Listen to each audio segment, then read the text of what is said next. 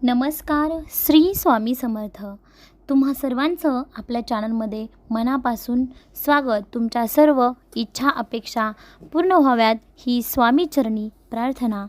तुम्ही स्वामींचे जर भक्त असताल तर हा व्हिडिओ तुम्ही शेवटपर्यंत पहा, जेणेकरून तुम्हाला तुमच्या सर्व इच्छा अपेक्षा जे काही तुमच्या जीवनात ध्येय असतील ती सर्व पूर्ण होण्यासाठी स्वामी नक्कीच तुम्हाला मदत करतील. स्वामी नेहमी म्हणतात, भिवू नकोस, मी तुझ्या पाठीशी आहे.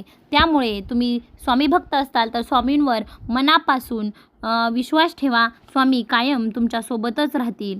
तर आता आपण पाहूया की स्वामी सेवा आपल्या दररोज जर करायला जमत नसेल, परंतु तुम्ही स्वामींची सेवा गुरुवारी केली तरी त्या सेवेमध्ये तुम्ही खंड पडू देऊ नका. कायम स्वरूपी स्वामी तुमच्या पाठीशी उभा राहतील. तुम्हाला कोणत्याही गोष्टीची कमी भासणार नाही.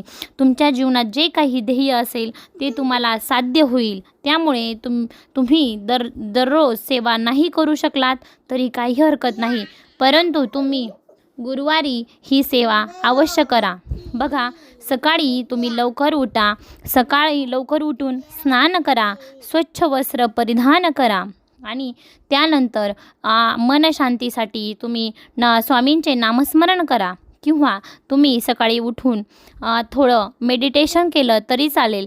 त्यानंतर पूजा अर्चेला सुरुवात करा. स्वामींचा फोटो किंवा तुमच्याकडे मूर्ती असेल ती स्वच्छ पाण्याने धुवा किंवा स्वच्छ करा आणि स्वामींना अष्टगंध लावा. आणि तुमच्याकडे अत्तर उपलब्ध असेल तर ते उपलब्ध अत्तर लावा, जेणेकरून घरामध्ये एक सुवासिकता येईल. बघा, त्यानंतर अगरबत्ती, दिवा, धूप, दीप सर्व अगदी प्रसन्न मनाने स्वामींना अर्पित करा. त्यानंतर बघा, दिवा फूल अर्पण केल्यानंतर बघा, एक वेळा फक्त तारक मंत्र म्हणा. फक्त एक वेळाच तारक मंत्र म्हणा. त्यानंतर श्री स्वामी समर्थ असं 108 वेळा नामस्मरण करायचं आहे. तुमच्याकडे जर जपमाळ असेल तर जपमाळेने करा. जपमाळ नसेल तर तुम्ही मोजून देखील करू शकता. त्यानंतर तुम्ही बघा, गुरुवारी केस धुवायचे नाहीत. लक्षात घ्या, ही खूप महत्त्वाची गोष्ट आहे. स्वामी सेवा करताना तुम्ही गुरुवारी केस धुवायचे नाहीत. शक्य असेल तर तुम्ही गुरुवारी पूजा करताना पिवळे वस्त्र परिधान करायचे आहेत. गुरुवारी आपल्या घराचा जो उंबरठा आहे तो स्वच्छ धुवायचा आहे किंवा पुसून घ्यायचा आहे आणि त्यावर हळदीचे लेपन करायचं आहे. तुम्ही चंदन देखील मिक्स करू शकता त्यामध्ये. गुरुवारी गुरुचरित्राचा अध्याय 14वा वाचावा आणि अध्याय 18वा देखील वाचावा. 11 माळी श्री स्वामी समर्थ जप करावा किंवा 108 वेळा केला तरी चालेल आधी सांगितल्याप्रमाणे. आणि स्वामींच्या मूर्तीला अभिषेक घाला. तारक मंत्र म्हणा किंवा बघा, आजकाल मोबाईल आहे, गुगल आहे तुमच्याकडे. तुम्हाला जर वाचायचं असेल तर गुगल करा, ऐकायचं असेल तर यूट्यूबवर तुम्ही ऐकू शकता. आणि तुम्हाला जर मी आपल्या चॅनलवर एक व्हिडिओ बनवते तारक मंत्राचा, तो देखील तुम्ही ऐकू शकता. त्यानंतर तुम्ही गुरुवारी काय करायचं आहे, स्वामींना नैवेद्य दाखवायचा.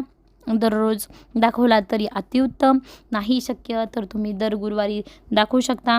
गुरुवारी तुळशीला, हे महत्त्वाचं आहे, नक्की ऐका की गुरुवारी तुळशीला कच्चे दूध व्हायचं आहे, जेणेकरून ते तापवलेलं नसलं पाहिजे.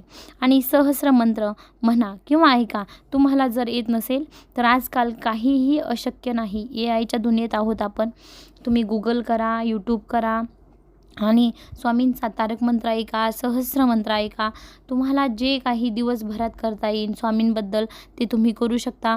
स्वामी केंद्रात जा, तुम्हाला टाईम मिळाला तर अवश्य एकदा भेट द्यायची आणि गाईला गोडाचा नैवेद्य देऊ शकता. जेवढं शक्य होईल तेवढं तुम्ही गुरुवारी सेवा करा स्वामींची. स्वामी नक्कीच तुमच्या पाठीशी राहतील आणि कायम असतातच स्वामी आपल्या पाठीशी. तुम्ही एकदा नक्की अनुभव ऐका की स्वामी तुमच्या पाठीशी आहेत की नाही. तुम्ही एकदा विश्वास ठेवून बघा. मनापासून करा, जे करायचे ते मनापासून, नाही तर नाही केलं तरी काही नाही. तुम्हाला जर हा व्हिडिओ आवडला असेल तर चॅनलला नक्की आपल्या सबस्क्राईब करा. श्री स्वामी समर्थ. जय जय स्वामी समर्थ.